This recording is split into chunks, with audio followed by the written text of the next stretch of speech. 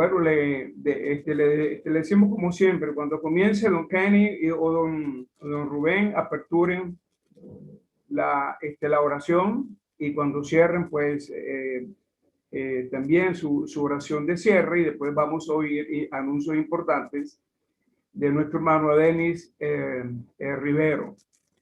Otra cosa, hermanos, estamos muy interesados en los que no son salvos, y también hay algunos que no están en la comunión de la asamblea y que necesitan ser instruidos. Pero le vamos a apreciar a todos a no encender sus cámaras y sus micrófonos también, no los enciendan hasta tanto nuestro hermano Denis Rivero nos los indique.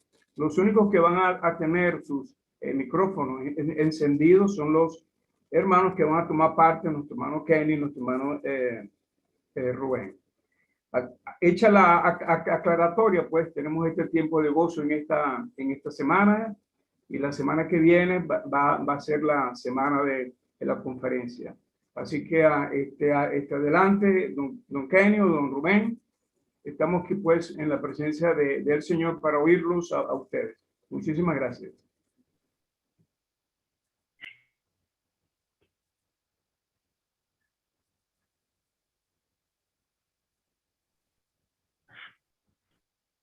Buenas noches. Bienvenidos a todos. Estamos muy contentos de estar nuevamente aquí y apreciamos el interés de cada uno que se ha conectado a la plataforma para oír la lectura y la enseñanza de la palabra de Dios. Esperamos que sea de beneficio espiritual para todos los que están presentes. Ahora vamos a buscar la presencia del Señor en oración. Sentimos grandemente la necesidad de su ayuda en esta nueva ocasión. Oremos. Dios nuestro Padre, nos acercamos a ti en el precioso nombre de nuestro Señor Jesucristo. Damos gracias por esta libertad que nos has dado. Venimos conscientes de que hemos sido recibidos como hijos en la familia de Dios. Tenemos todo derecho de llamarte nuestro Padre. También tú nos has colocado en Cristo. Entonces, también tenemos esa cercanía. Nos acercamos al Dios y Padre de nuestro Señor Jesucristo. Damos gracias por ese grato mensaje del Evangelio que significó para nosotros el cambio de muerte a vida y de las tinieblas a la luz, cuando entendimos y recibimos ese Salvador glorioso. Damos gracias por tu fidelidad en guardarnos hasta el día presente. Estamos en un mundo que sigue en su rechazo contra Dios y contra su Hijo. Y identificarnos con Él trae vituperio. Y para muchos de tus hijos también trae persecución. Damos gracias por oír de estas reuniones que han venido celebrándose durante tantos años, tanto en Aroa como en Valencia. Las conferencias que han sido en tantas ocasiones de bendición a tu amado pueblo. También esos tiempos de ejercicio, de enseñanza previo a la conferencia, que aunque muy limitado ahora por las restricciones, damos gracias por este medio en el cual podemos gozar de cierta comunión los unos con los otros y también oír la sana enseñanza de tu palabra. Esta noche pues pedimos tu ayuda. Estamos conscientes de nuestras grandes limitaciones. Tú conoces la necesidad de cada uno de los que están presentes en la plataforma, algunos creyentes por muchos años, otros con menos experiencia, algunos apenas empezando, algunos necesitados de la restauración, otros quizás que nos oyen no son salvos. Como dijo el apóstol, para estas cosas, ¿quién es suficiente? Nos encomendamos a ti, confiando que no nos has de abandonar y pidiendo que todo sea para la honra y la gloria de tu Hijo amado. Y lo pedimos en su santo y bendito nombre. Amén. Leamos en el Evangelio de Mateo nuevamente, capítulo 4, el versículo 17. Desde entonces comenzó Jesús a predicar y a decir: arrepentidos, porque el reino de los cielos se ha acercado. Ahora el capítulo 16, versículo 21, notemos la expresión algo similar. Desde entonces comenzó Jesús a declarar a sus discípulos que le era necesario ir a Jerusalén y padecer mucho de los ancianos, de los principales sacerdotes y de los escribas, y ser muerto y resucitar al tercer día. Entonces Pedro, tomándolo aparte, comenzó a reconvenirle, diciendo: Señor, ten compasión de ti, en ninguna manera esto te acontezca. Pero él, volviéndose, dijo a Pedro: quítate de delante de mí, Satanás, me eres tropiezo, porque no pones la mira en las cosas de Dios, sino en la de los hombres. Entonces Jesús dijo a sus discípulos: si alguno quiere venir en pos de mí, niéguese a sí mismo y tome su cruz y sígame, porque todo el que quiera salvar su vida la perderá, y todo el que pierda su vida por causa de mí la hallará. Capítulo 17. Anoche leímos de esa escena de gloria en el monte de la transfiguración. Leamos ahora lo que encontró el Señor cuando bajó de aquel monte. Ahí había una triste escena de derrota, de debilidad de parte de los discípulos que habían sido dejados allí abajo. Pero el Señor intervino. En el versículo 18, reprendió Jesús al demonio, el cual salió del muchacho, y éste quedó sano desde aquella hora. Viniendo entonces los discípulos a Jesús aparte, dijeron: ¿por qué nosotros no pudimos echarlo fuera? Jesús les dijo: por vuestra poca fe, porque de cierto os digo que si tuvierais fe como un grano de mostaza, diréis a este monte: pásate de aquí a allá, y se pasará, y nada os será imposible. Pero este género no sale sino con oración y ayuno. Estando ellos en Galilea, Jesús les dijo: el Hijo del Hombre será entregado en manos de hombres, y le matarán, mas al tercer día resucitará. Y ellos se entristecieron en gran manera. Cuando llegaron a Capernaum, vinieron a Pedro y los que cobraban las 2 dracmas, y le dijeron: ¿vuestro maestro no paga las 2 dracmas?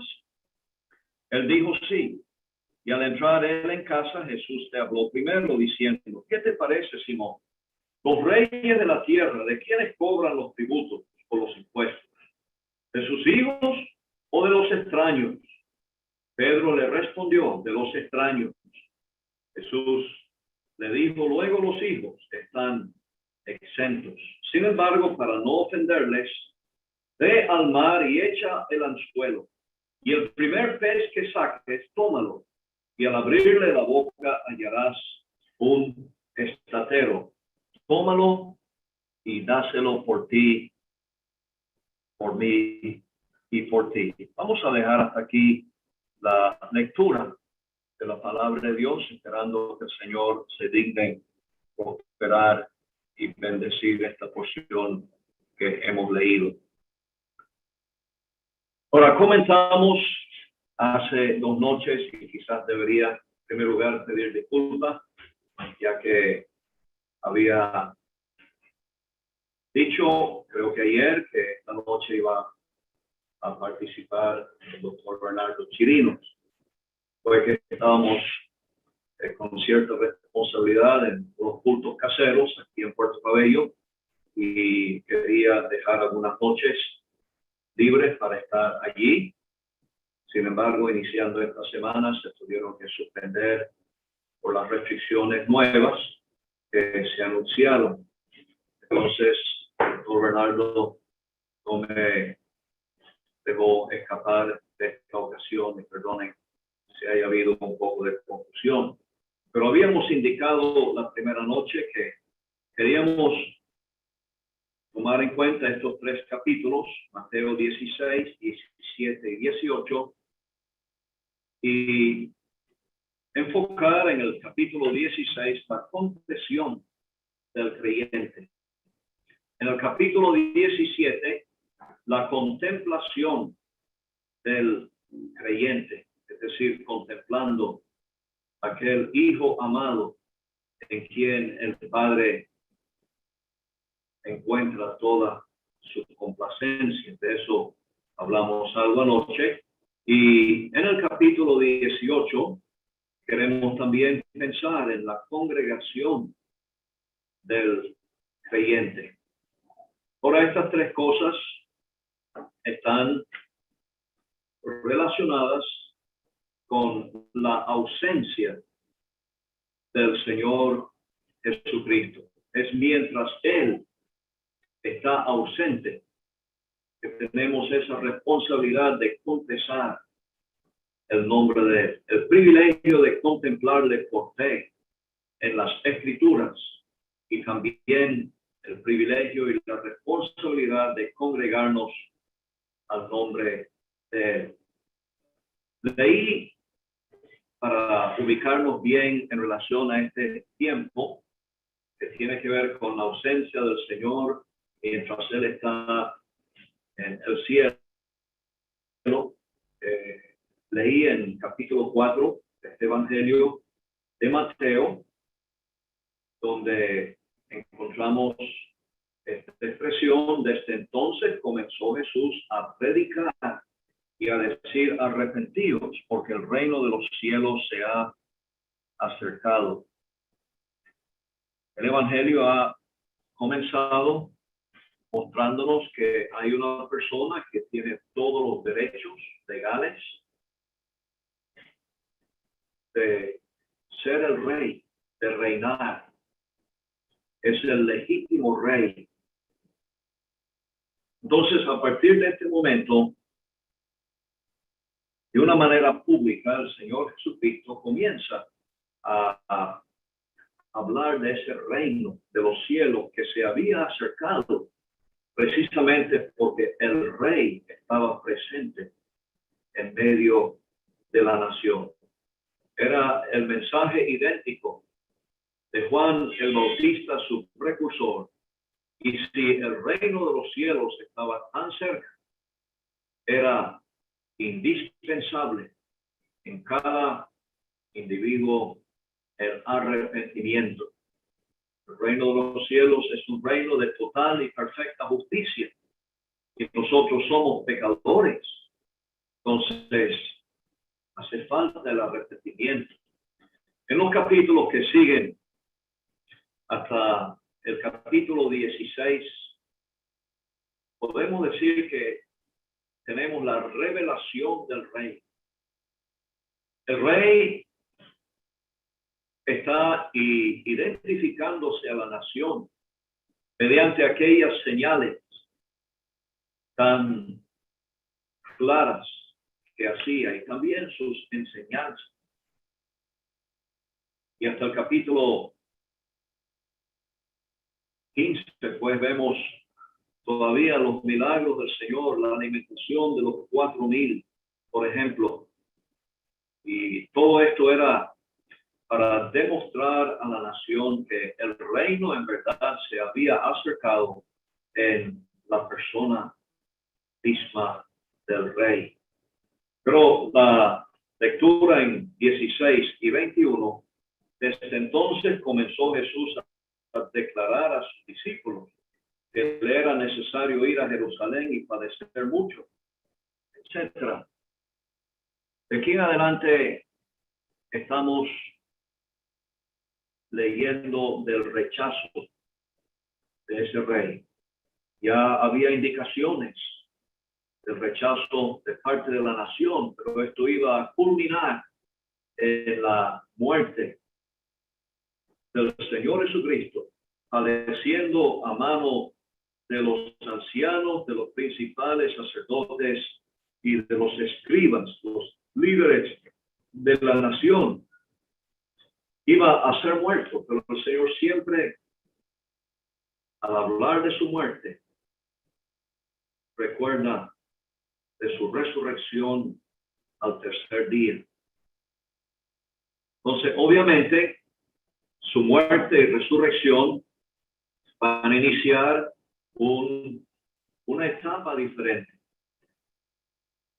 El rey ha sido rechazado, crucificado, sepultado, ha resucitado el tercer día, y en capítulo 17 vemos que ahí en el monte de la transfiguración hay un anticipo de ese reino venidero, cuando el Señor va a venir en majestad y gloria, y quieran o no quieran sus enemigos, todos tendrán que aceptar la autoridad suprema y el reinado eterno del Señor Jesucristo.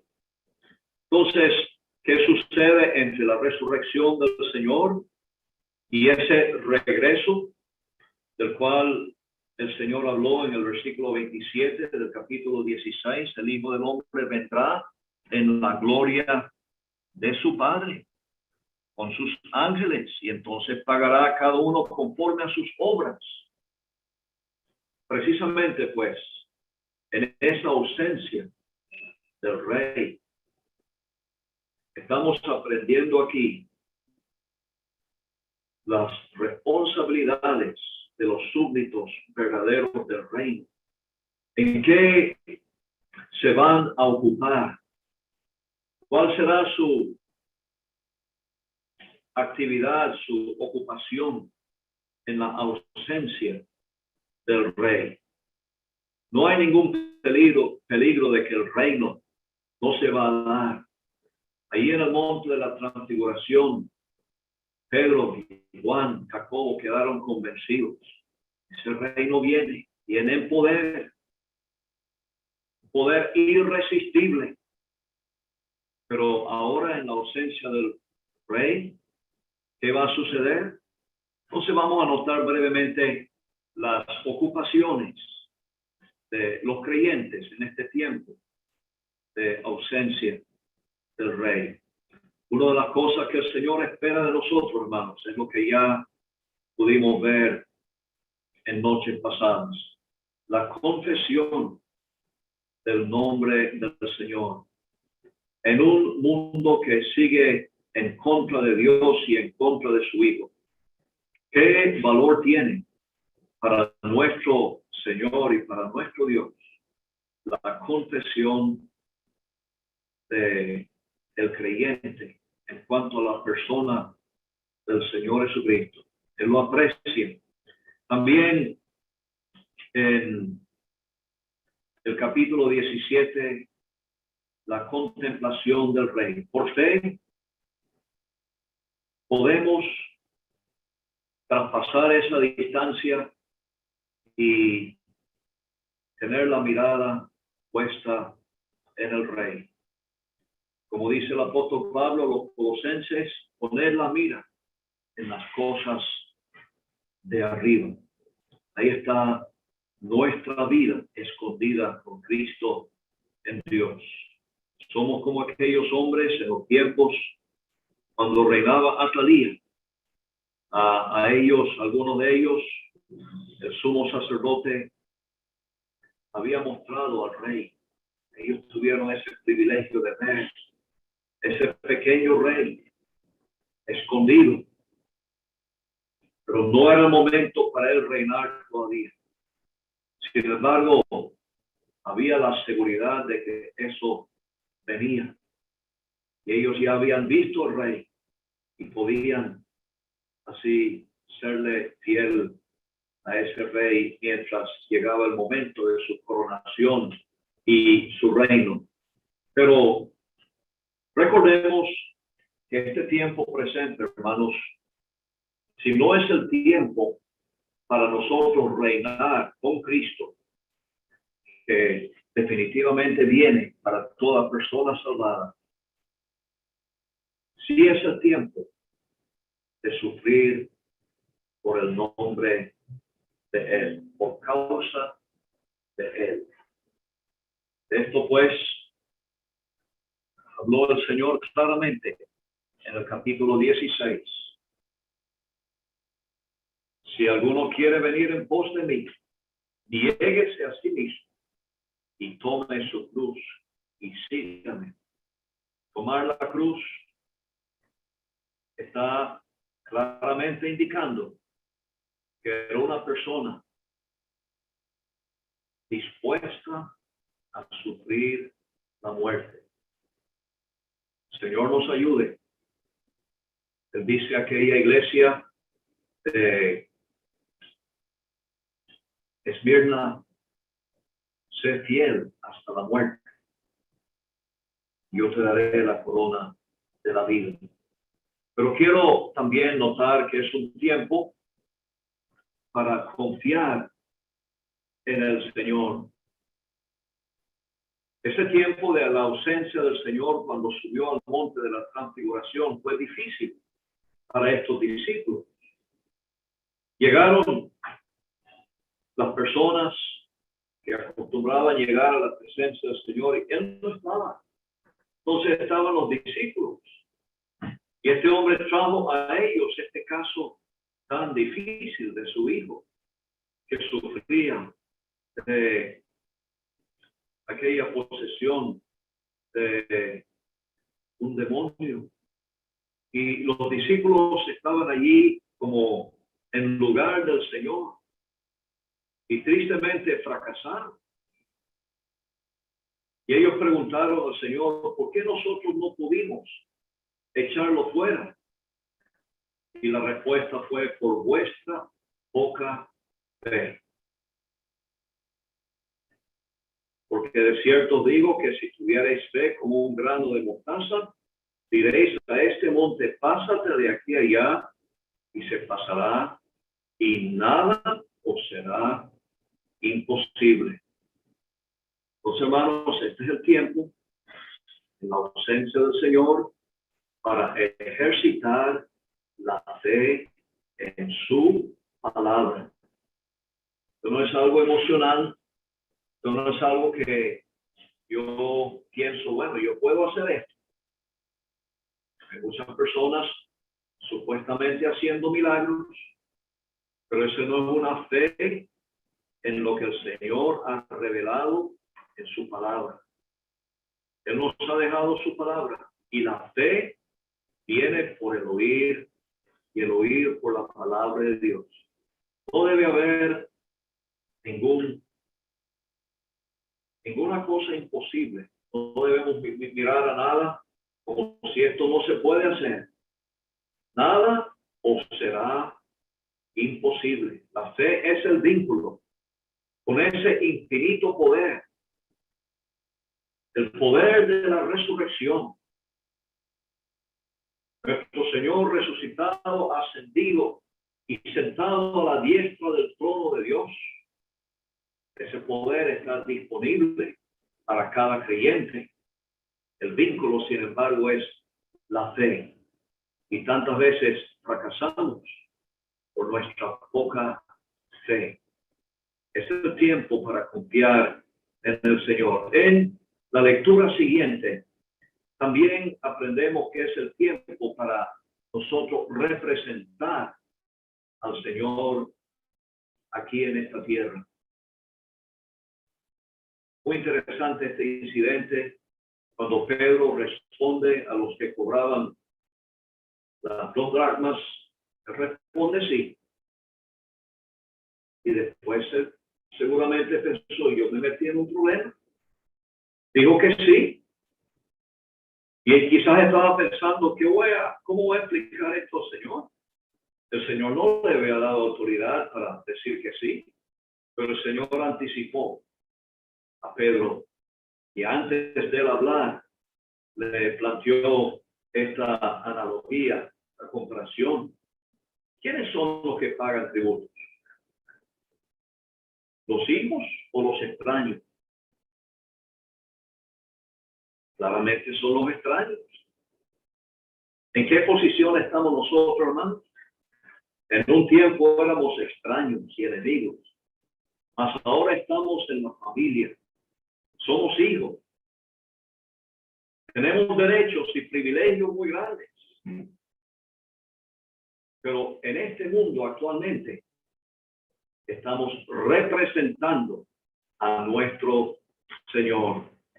Actuamos como representantes de Él. Dice la expresión del Señor a Pedro cuando le da instrucciones de ir al mar y el primer pez que sacara, tómalo y al abrirle la boca hallarás un estratero. Tómalo y dáselo por mí y por ti, por mí y por ti.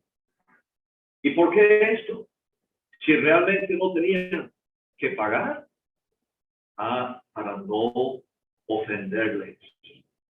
Entonces nosotros, hermanos, en este mundo, en la ausencia del Señor, debemos actuar como actuaría el Señor Jesucristo. En toda situación, cuán provechoso es preguntar, ¿y qué hubiera hecho el Señor en este caso? El Señor nunca actuó de una manera que sería una ofensa, un tropiezo a otras personas, para no ofenderles, es para no causarles tropiezo. De este tropiezo vamos a aprender mucho en el capítulo siguiente, ¿no? Pero mientras el Señor está ausente, nuestra responsabilidad es representarle delante de un mundo que le ha rechazado.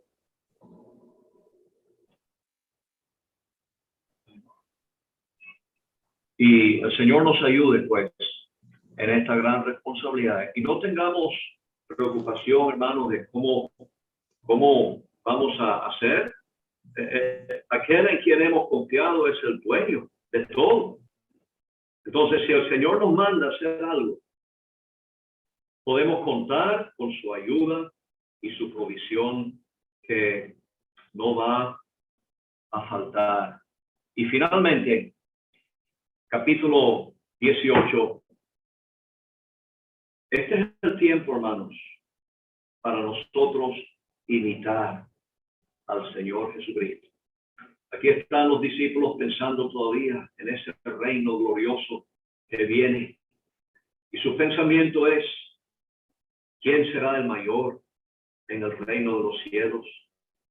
Están totalmente fuera de contexto. Y el Señor lo primero que les dice es, si no os volvéis y os hacéis como niños, no entraréis en el reino de los cielos. Así que cualquiera que se humille como este niño, ese es el mayor en el reino de los cielos. Hermanos, no es el tiempo para reinar, es el tiempo para sufrir. Y el ejemplo lo tenemos en el Señor Jesucristo. Haya pues en vosotros este sentir que hubo también en Cristo Jesús, el cual siendo en forma de Dios no estimó el ser igual a Dios como cosa a que aferrarse, sino que se despojó a sí mismo, tomando forma de siervo y hecho semejante a los hombres, humillándose hasta la muerte, obedeciendo a la muerte y muerte de cruz. Ahí está la verdadera grandeza. Entonces, debemos renunciar cualquier aspiración a grandeza en este mundo actual y seguir el ejemplo perfecto de nuestro bendito Salvador, humillándonos Y vendrá el momento cuando los que se humillan van a ser exaltados. El Señor nos ayude a seguir ese ejemplo y que Él bendiga su palabra.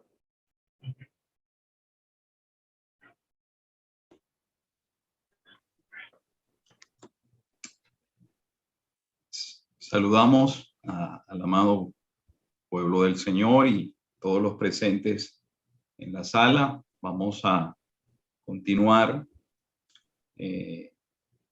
con la exposición de la palabra del Señor, y para ello vamos a leer en el libro del Génesis, Génesis capítulo 17 y el versículo 1. Era Abraham de edad de 99 años cuando le apareció Jehová y le dijo: yo soy el Dios Todopoderoso. Anda delante de mí y sé perfecto. En el capítulo 18 y el versículo 14. ¿Hay para Dios alguna cosa difícil? Al tiempo señalado volveré a ti, y según el tiempo de la vida, Sara tendrá un hijo.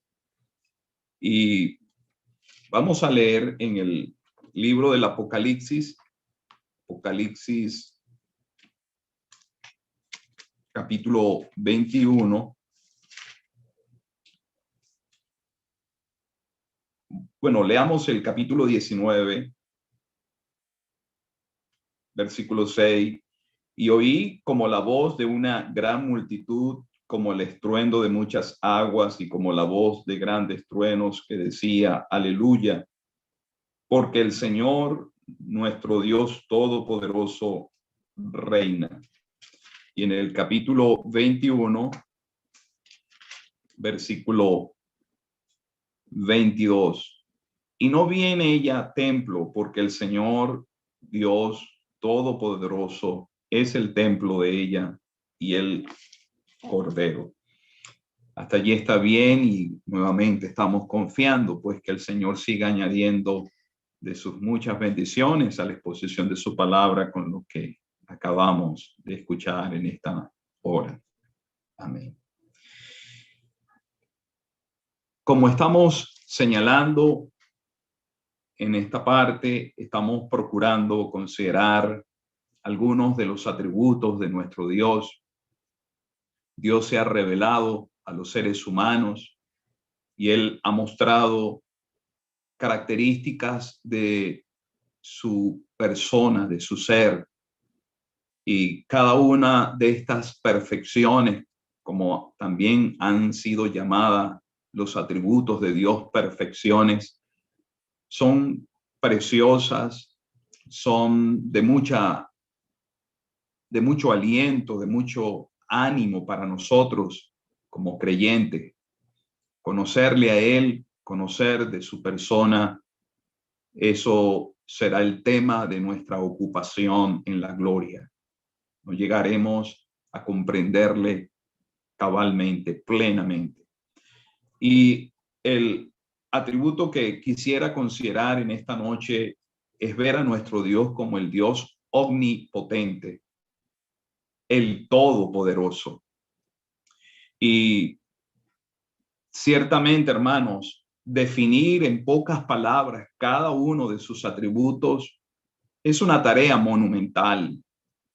Creo que nadie será capaz de poder conceptualizar o poder definir en pocas palabras lo que representan, lo que es cada uno de sus atributos. Pero la omnipotencia de nuestro Dios es esa habilidad y fuerza mediante el cual Él puede llevar a cabo todo lo que Él quiere. Él todo lo puede hacer, pero sus atributos, hermanos, están en una perfecta armonía. No hay, y cuando hablo de este tema, hablo con temor y temblor, y sabe el Señor de que es así, porque no quisiéramos mal utilizar alguna palabra que en alguna medida no pueda dar el sentido de lo que representa a ese atributo de nuestro Dios. Pero Dios tiene de una manera armónica todos sus atributos y su omnipotencia va de la mano de su sabiduría, va de la mano de su soberanía, va de la mano de su amor. Es decir, el Dios que todo lo puede es el Dios soberano, es el Dios sabio, es el Dios de amor, es el Dios de paciencia. En fin, todos sus atributos trabajan de una manera armónica. Entonces, cuando pensamos en el Dios omnipotente, es el Dios que todo lo puede hacer. Pero también es bueno destacar algunas cosas que Dios no puede hacer. Cuando estudiamos de este atributo de Dios, de su omnipotencia, nos encontramos que hay cosas que Dios no puede hacer. Y si las hiciese, dejaría de ser Dios. En cuanto a su omnipotencia, hemos leído en el capítulo 18 que no hay nada difícil para él. Nada representa dificultad para Dios, hermanos. Él lo puede hacer todo. Y en cuanto a su poder, hermanos, él puede hacer una cosa muy sencilla como la más grande, y en eso no tiene ninguna dificultad. Llama la atención en el caso de Jonás, es una historia interesante, el libro de Jonás, y él pudo levantar una gran tormenta, pudo él utilizar un gran pez, pero también utilizó un gusano. El Dios que podía dar órdenes al gran pez es el mismo Dios que puede dar órdenes al gusano. Para él no hay nada difícil, nada le es imposible. ¿Habrá algo difícil para Dios como acabamos de leer? Entonces, él puede hacerlo todo, nada es difícil para él y su poder no se reduce debido a su uso. Cuando nosotros hablamos de poder, siempre hay un elemento de desgaste. Normalmente el poder se va desgastando. Eso lo vemos en muchas áreas, pero en cuanto a nuestro Dios, su poder es intacto. Hay un pasaje en Isaías capítulo 40, versículo 28, que dice: no has sabido, no has oído que el Dios eterno es Jehová, el cual creó los confines de la tierra, no desfallece ni se fatiga con cansancio, y su entendimiento no hay quien lo alcance. Él no desfallece, él no se fatiga, sus fuerzas no menguan, son intactas. Es el Dios todopoderoso. Pero hemos dicho algunas cosas que Dios no puede hacer porque va en contra de su carácter, porque va en contra de su persona, y si las hiciese, dejaría de ser Dios, y estamos hablando de algo imposible. Él es un Dios, como vuelvo a insistir, omnipotente, inmutable, un Dios sabio, un Dios que en todos sus atributos muestra una armonía perfecta. Pero por lo menos hay varios pasajes donde nos indican cosas que Dios no puede hacer. Por lo menos Dios no puede mentir. Y en Tito capítulo 1 encontramos esa verdad. Dios no puede mentir, hermanos. Y es una verdad gloriosa. Tito 1:1 dice: Pablo, siervo de Dios y apóstol de Jesucristo, conforme a la fe de los escogidos de Dios y en el conocimiento de la verdad que es según la piedad, en la esperanza de la vida eterna, la cual Dios, que no miente, Dios no puede mentir, hermanos. Y es una verdad gloriosa, porque unida a lo que se señalaba en el día de ayer, de un Dios inmutable, y eso nos da ánimo y aliento para confiar en sus promesas. Y acabamos de escuchar esa verdad en esta hora, que podemos confiar en nuestro Dios, y entonces es un Dios que va a cumplir sus promesas. Él no es hombre para mentir, ni hijo de hombre para arrepentir. Él no puede mentir. Hay otro pasaje en segunda de Timoteo. Dios no puede negarse a sí mismo, hermanos. Eso va en contra de su naturaleza. Él no puede negarse a sí mismo.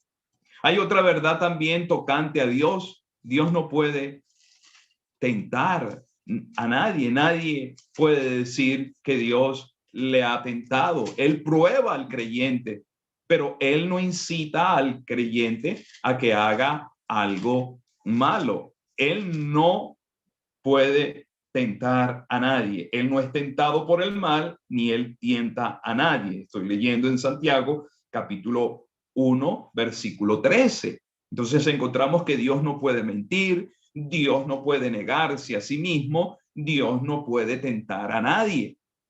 Y pudiéramos seguir revisando algunos pasajes donde Dios no puede hacer algo que va en contra de su carácter. Ahora bien, hermanos, habiendo visto eso, quisiéramos considerar que ciertamente hay una dificultad para nosotros para comprender este atributo y requerimos, dependemos del Espíritu Santo para comprender la omnipotencia de Dios.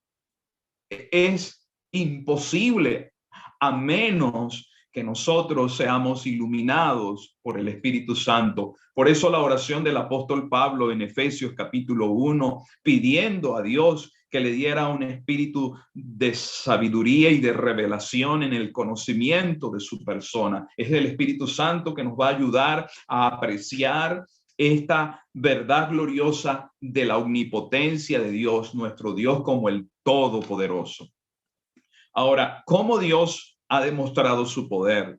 Porque los atributos divinos son revelados y la omnipotencia de Dios es revelada con sus obras, con lo que Él hace.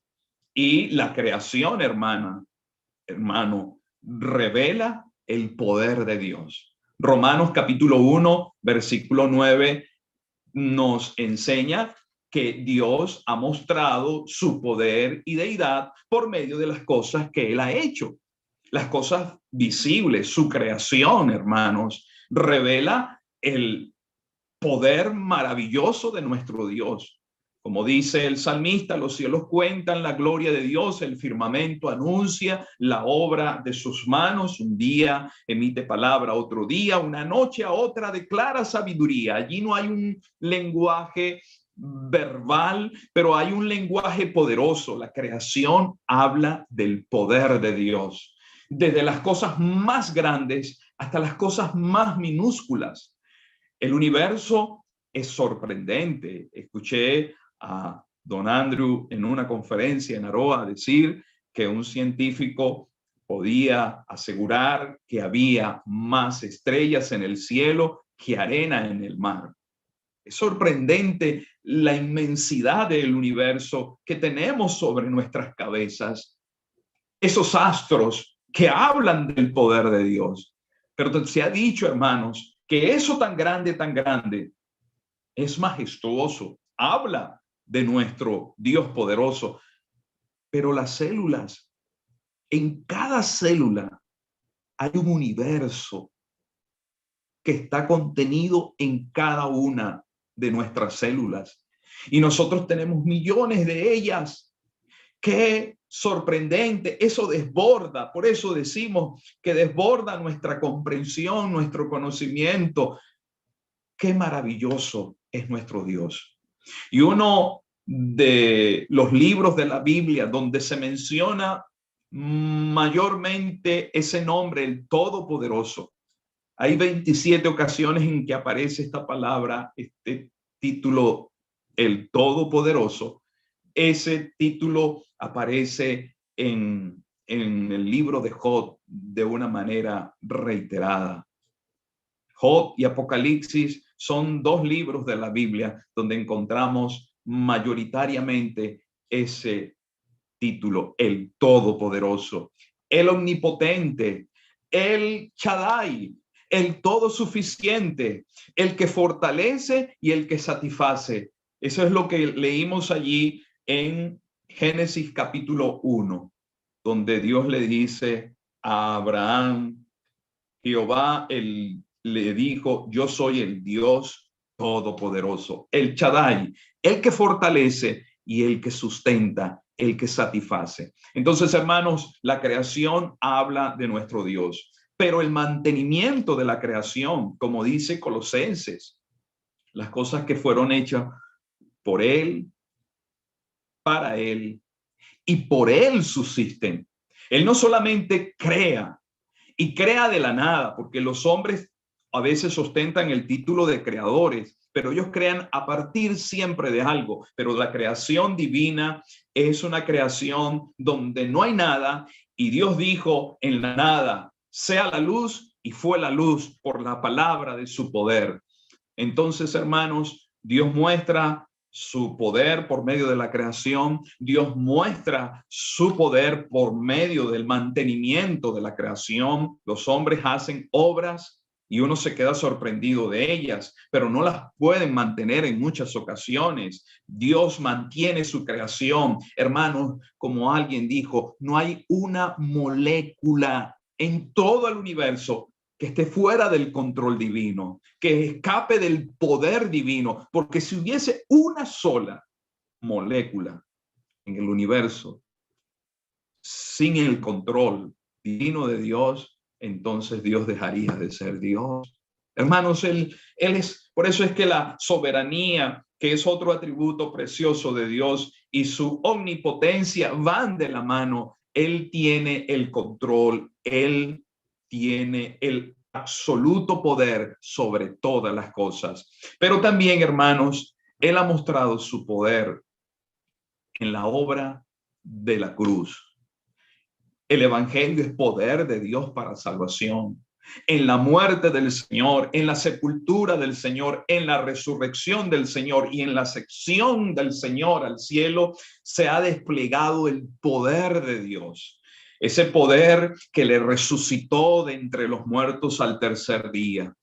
Y Él traspasó los aires, el lugar donde opera el príncipe de la potestad del aire, el espíritu que opera en los hijos de desobediencia. Él los traspasó, hermanos, y Él demostró, desplegó su poder en la resurrección de Jesucristo. Por eso es que se ha dicho que el milagro en el Antiguo Testamento, donde se revela el poder de Dios, es en el cruce del Mar Rojo. Allí se desplegó el poder de Dios. Allí se pudo visualizar con ese episodio, pero el milagro que lo revela de una manera clara, de una manera diáfana, es la resurrección de Cristo. Él se levantó de la tumba con poder, como cantamos. Él se levantó de la tumba con poder y gran gloria. Hermanos, en eso se revela el Dios omnipotente.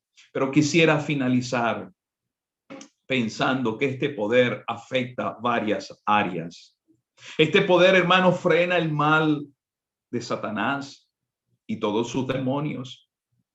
Porque sabemos que Satanás no es omnipotente, él no es todopoderoso, tiene poder y no podemos negarlo, no podemos desconocerlo. El apóstol Pablo decía, no ignoramos sus maquinaciones, y él anda cual león rugiente buscando a quien devorar. Pero hermanos, el poder del mal, el poder del maligno está sujeto al poder de Dios. Y eso trae a nuestra alma solaz. Porque si el enemigo quisiera hacer algo, es destruirnos, acabarnos, pero no lo puede hacer porque él tiene que someterse al poder divino, al poder divino. Mire, y el ejemplo lo encontramos en las Sagradas Escrituras. En el caso de Job, sabemos que Dios le pregunta a él, al maligno, ¿de dónde vienes? Y él dice, de rodear la tierra y andar por ella. Sorprendente las palabras que expresa, rodeando la tierra y andando por ella. Y Dios le pregunta, ¿no has considerado a mi siervo Job? Y cuando Dios le pregunta, ¿no has considerado, no has estudiado a mi siervo Job? Quiere decir que Satanás le estaba estudiando. Y sí, da bastante información acerca de Job. Pero, ¿qué dice el enemigo? ¿No le ha cercado? Dios, hermanos, cerca a sus hijos con su poder, y el enemigo no va a actuar más allá donde Dios no le permita, porque aunque es poderoso, nuestro Dios es el todopoderoso. Entonces, Él frena el mal del maligno, Él frena el mal de la humanidad. Hermanos, uno pareciera que está viendo el mal crecer, el mal avasallar en nuestro país y en el mundo entero. Vemos como el mal aparentemente se está imponiendo y está llevando a cabo sus proyectos y sus propósitos, pero no, hermanos, el Dios Todopoderoso tiene el control, no lo ha perdido. Es el Dios omnipotente. Él no está acosado por el mal y de brazos cruzados. No, no, no. Él tiene el control sobre las huestes de maldad. Él tiene el control sobre el mal. Él tiene el control sobre la naturaleza. Nuestro Señor Jesucristo, acabamos de escuchar de ese episodio, ve al mar y el primer pez que sacas, al abrirle la boca hallarás un estatero, dáselo por ti, dáselo por mí. Es el Dios que tiene el control de los millones de peces que habían en el mar de Galilea. El Señor sabía, tenía el control. El primer pez, el primerito que saques, le vas a abrir la boca y allí vas a encontrar un estatero. El Dios que tiene el control sobre la naturaleza. El Dios que le dijo al mar embravecido, calla, enmudece. Ellos se quedaron sorprendidos. ¿Quién es este? Que aún el viento y el mar le obedecen. Hermanos, porque cuando se acaba una tormenta, todavía las aguas están lentamente amainándose. Pero cuando el Señor dijo, calla, enmudece, eso fue instantáneo. Él tiene poder sobre la naturaleza. Y digo esto porque Él tiene el poder frente al coronavirus. Él tiene el control, hermanos, no lo ha perdido. Yo no puedo ver esa molécula altamente contaminante. Se está hablando de esta nueva cepa, muy contaminante, pero Él tiene el poder sobre ella. Ninguna de esas moléculas, vuelvo a insistir, están sin el control de nuestro Dios. Pero para finalizar, hermanos, algo muy precioso que vemos acerca del poder eficaz de nuestro Señor es en cuanto a sus santos, en cuanto a sus hijos. Y muy rápidamente, mirando la hora, quisiera que vayamos al Nuevo Testamento y veamos en la carta a los Efesios capítulo 3, versículo 7, dice, del cual yo fui hecho ministro por el don de la gracia de Dios que me ha sido dado según la operación de su poder. El poder de Dios efectivo en el servicio del apóstol Pablo, en el ministerio del apóstol Pablo. Dios lo salvó con su poder. Saulo de Tarso, respirando amenazas, iba camino a Damasco, llevaba cartas para apresar a los creyentes y se le manifestó el Dios de la gloria, el Dios que le apareció a Abraham, el Shaddai, el Todopoderoso. Fue el mismo Dios. El Señor Jesucristo se le apareció a Saulo de Tarso y aquel hombre cae porque ese Dios todopoderoso opaca la luz del sol al mediodía. Y entonces él pregunta, ¿quién eres, Señor? El Señor le dice, yo soy Jesús, a quien tú persigues. Y él fue salvado ese día, pero también el apóstol Pablo fue por el poder divino sostenido, ayudado para llevar a cabo el servicio que Dios le había encomendado. Hermanos, el poder de Dios nos va a ayudar en nuestro servicio. No podemos hacerlo. Mi mano ten, Señor, yo flaco y débil, sin ti no puedo riesgos afrontar, pero Él nos va a energizar, nos va a dar el poder para ser útiles para su gloria y su honra, hermanos. Como leemos en Primera de Corintios capítulo 12, en cuanto a los dones espirituales, Él da el don y da la energía para llevar a cabo ese don en el ministerio que Él nos ha colocado. Pero también en el capítulo 4 de la carta a los Efesios, Leemos: de quien todo el cuerpo, bien concertado y unido entre sí por todas las coyunturas que se ayudan mutuamente según la actividad propia de cada miembro, recibe su crecimiento para ir edificándose en amor. Allí hay poder en la expresión la actividad. Hay energía propia de cada miembro, y esa energía viene ¿de quién? Del Dios Todopoderoso, que nos ayuda para que ese poder se manifieste en la unidad del pueblo de Dios y en el desarrollo del pueblo de Dios. Hermanos, la unidad del pueblo de Dios descansa en el poder divino, y el desarrollo del pueblo de Dios descansa en el poder divino. Pero otro detalle donde vemos el poder de Dios actuando a favor de su pueblo es en cuanto a su palabra. Hay varios pasajes, pero Primera de Tesalonicenses, capítulo 1, donde el apóstol Pablo en el Primera de Tesalonicenses, capítulo 2, dice el versículo 13: por lo cual también nosotros sin cesar damos gracias a Dios de que cuando recibiste la palabra de Dios que oíste de nosotros, ellos recibieron la palabra y la recibieron no como palabras de hombres, sino según que es en verdad la palabra de Dios. Y esta expresión sumamente interesante, la cual actúa en vosotros los creyentes. La palabra de Dios tiene poder, genera energía.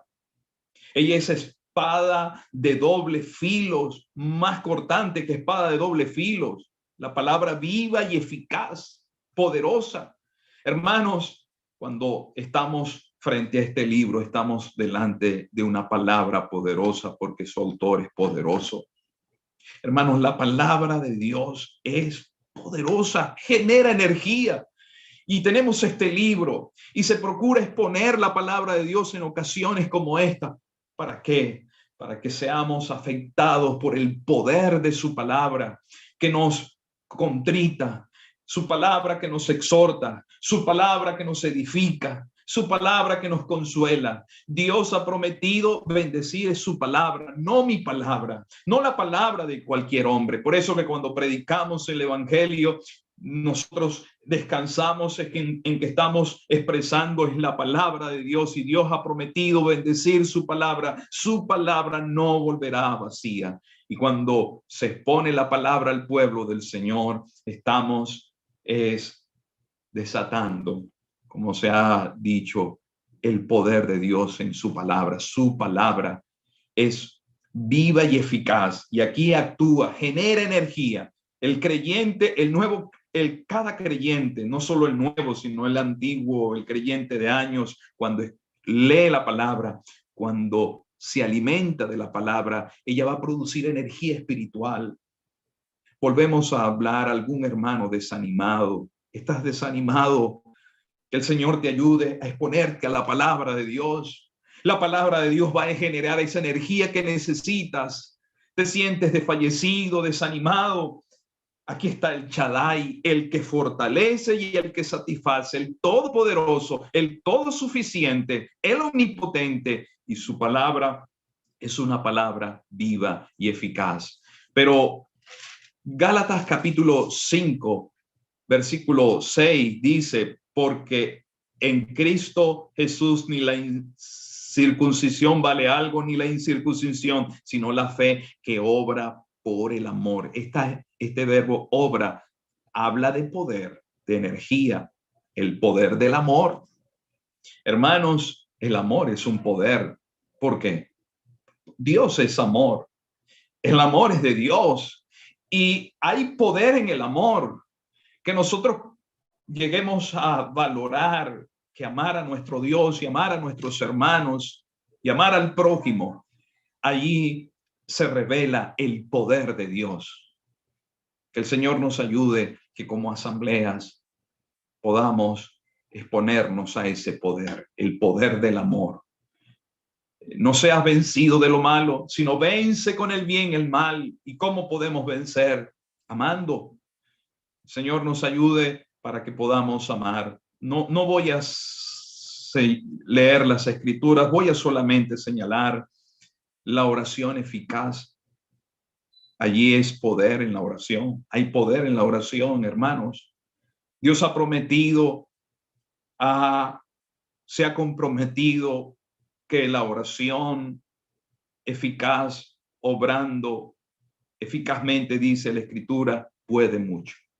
Y Elías es un ejemplo de eso. Un hombre sujeto a las pasiones semejantes a las nuestras. Elías oró y el cielo se cerró por 3 años y medio. Pero hermanos, el poder de la oración es cuando se ora en base a la voluntad de Dios. Elías oró basado en la voluntad de Dios.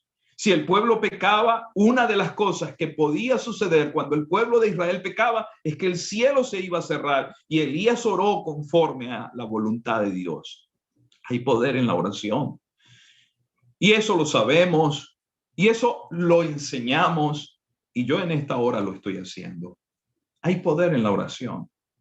Pero hermanos, ¿cuántas veces desconocemos eso con nuestros hechos? No oramos. No estoy orando como debo de orar. Pero yo sé que hay poder en la palabra, pero también sé que hay poder en la oración. Hay poder para soportar la adversidad, 2 Corintios capítulo 1, versículo 6. Hay creyentes que están padeciendo mucho, mucho, mucho, mucho. Y uno se queda sorprendido. ¿Cómo es posible que puedan soportar? No, es que humanamente no se puede soportar, pero el poder divino a nuestro alcance sí es capaz de ayudarnos a soportar. Hay poder, hermanos, para vencer la tentación, para vencer el pecado. Él es poderoso para socorrer a los que son tentados. Tenemos a un gran sumo sacerdote que está en el trono de gracia, y el creyente puede ir con toda confianza, con toda seguridad, con toda certitud de que hay uno que va a comprenderle y también va a administrar de su poder para vencer el pecado. No hay razón, hermanos, no hay razón para pecar, porque nuestro Señor es poderoso para socorrer a los que son tentados. Hay poder para vencer el pecado.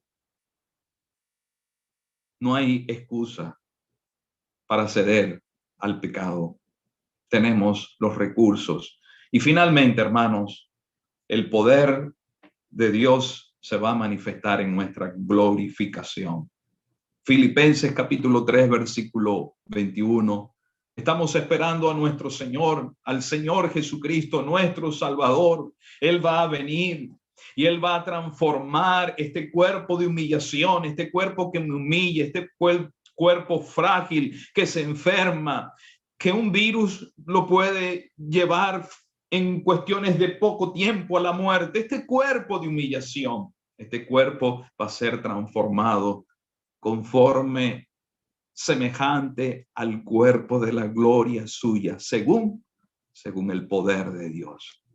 Hermanos, este es otro atributo que nos debe causar mucha paz, mucho sosiego, mucha alegría y ánimo en días tan difíciles. Contamos con un Dios que es inmutable, contamos con un Dios que es todopoderoso, omnipotente. Que Él bendiga su santa palabra. Vamos a orar.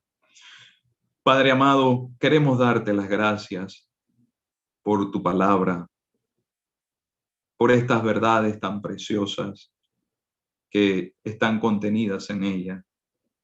Ayúdanos a vivirla, a practicarla, a hacerla nuestra.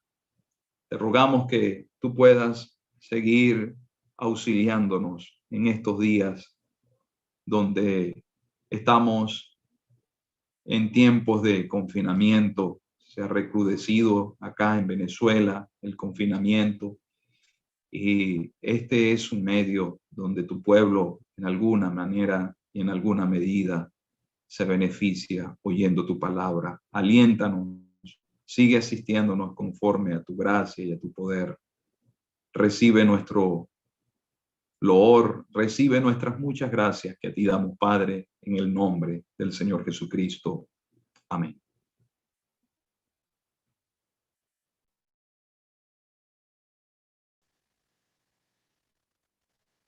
Bueno, hermano, damos gracias al Señor primeramente.